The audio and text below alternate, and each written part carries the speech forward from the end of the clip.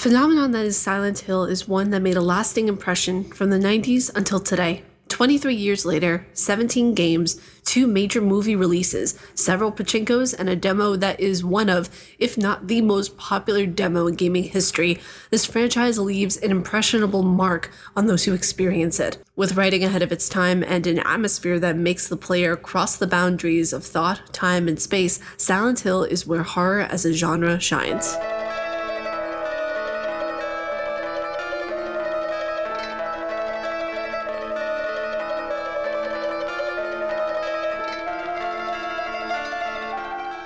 What's going on, you guys? It's your huggable hipster here, and welcome to my review of Silent Hill. 23 years later, and I finally got to play this just gosh darn game. I'm so happy right now. Part of me wishes I could have done a playthrough on YouTube, but then I go to do any sort of playthrough on YouTube, whether it be Animal Crossings or an indie game, and it's like, oh, I remember why I stopped.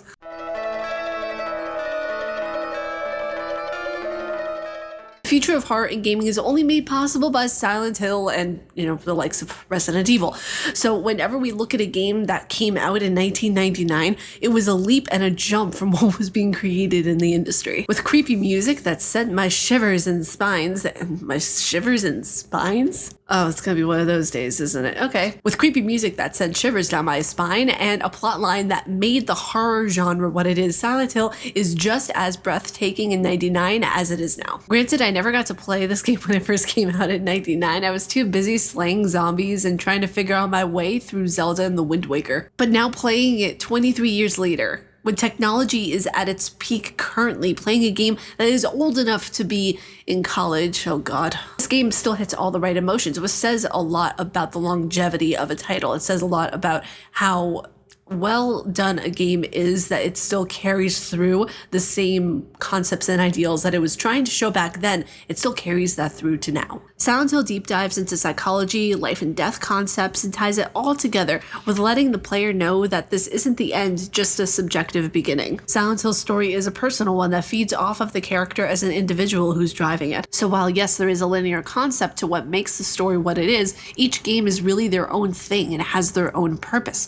Silent Hill 1 covers Harry Mason, a writer looking for his daughter. Silent Hill 2 covers James Sunderland, an angry, over-obsessed, narcissistic, obsessive person that seeks to control others. Silent Hill 3 brings things back to Silent Hill 1 as its own thing, and with Heather Mason looking for the truth about who she is and why her life was seemingly all a lie. Silent Hill takes people's greatest fears and manifests them into a tangible reality, forcing the character to fix what's been lying dormant for far too long.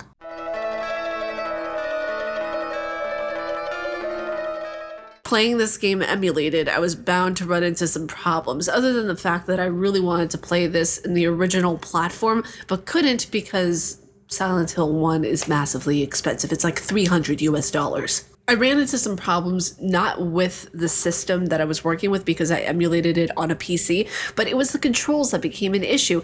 And it was just, how do I put this delicately? It was chaotic to fix, but even worse to play on mouse and keyboard. Playing them as is would prove to be a nightmare. So I figured out how to set up the controller to work with the emulator in DuckStation. But setting up on DuckStation was actually incredibly easy. If you guys want a video of me teaching you guys how to set up a game via emulation on DuckStation, let me know and I can totally do that. Not sponsored, but yeah, I feel like it's something that everybody should know how to do on PC and at least try it once. It was a breeze and easy in terms of figuring out how to assign what movements and what action to what button. I feel like most PC gamers know how to emulate stuff, and when I didn't know, I kind of felt like a bit of an idiot.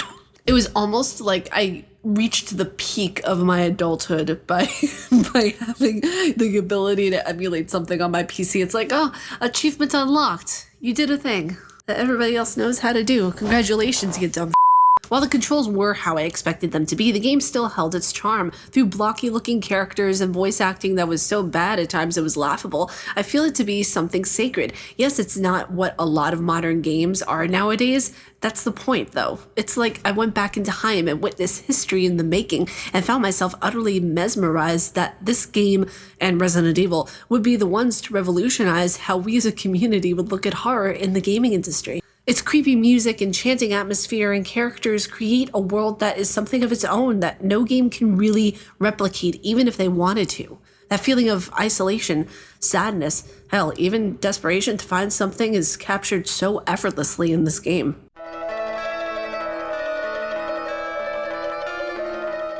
What I'm really intrigued by is that if in Silent Hill 2 we fight against Pyramid Head, right? Basically, ourselves, our self-loathing, our just absolute hatred for humanity, and we find our modus operandi, which is Mary, you know, the several versions of her in that game. And in Silent Hill 3, we basically do the same with fighting a darker version of ourselves. Does that mean in this game, Silent Hill, we're fighting death? Now, I'm about to get a little bit philosophical with you guys, so just bear with me through this entire process and we'll just remain unscathed. Now, this theory that I'm about to propose is one that I discussed in Monday's video to get ready for this one, so you see how it all just comes together very nicely. If Harry dies in this game, which is one of the endings you can get, you just see him hanging out of the car with blood coming out of its head, who is Heather then talking to in Silent Hill 3? Dad, I'm home. Listen, something really crazy's going on. I think we should... Dad? Because, you know, it could possibly lean towards more of the fact that Heather is having delusions or hallucinations caused by trauma, and Harry is one of those hallucinations that she is having to deal or cope with the trauma that she has been experiencing. Her father is her main place of comfort, so naturally, it would make sense that she would kind of hallucinate him to an extent when it did. There are several endings in Silent Hill, this being the one that makes the most sense. It makes me think that Harry was never alive during the game, and that we're just going through this purgatory state, chasing a dream that would never come true. Dream states that start and stop, and doses of reality mixed in that make it make sense to Harry. This causes a ripple effect in the story of Silent Hill and makes me think, was this intended or just an oops moment in the writing process?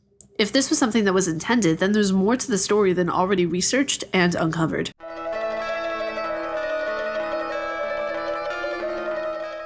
Now, while the story of Silent Hill has a lot of promise, there's a lot of good stuff in it and creates tension, it very seldom delivers on the promises that it makes very early on in the game. It's not something that's overly revolutionary, but because it is Silent Hill and because it is doing something very much out of the box that was never done in the 90s. And it is one of the best games ever because it was daring enough to go outside the box and do something that not a lot of game developers were willing or were even allowed to do back then. At the end of the game, there are just so many loose ends to clean up, even with Alessa's character and the story with a whole, that it just becomes that's it moments. Like, okay, I fought Alessa and now here we are getting bitch slapped by a police officer. Like, well, what else did you want me to think? This game has a lot of story and content that you can't possibly learn from the first time around. So when I was left with all of these questions at the end, it is because there are 4 different endings you can get that expand on an already vague story. Yes, the story is good for face value, but there is still a lot that needs to be done without feeling like there's an unneeded cliffhanger. The game doesn't even give a proper indication of there being a second game at all. This game is amazing for what it is and shows just how far stories and concepts were willing to be pushed in the late 90s, making Silent Hill a piece that will never be forgotten and always recreated. But you guys, that was my review on Silent Hill. If you all like my face and what I do, please be sure to subscribe and hit the bell down below. I make videos every Monday, Wednesday, and Friday. But you guys, stay casually nerdy, and I will see you all in the next video. Bye, you guys.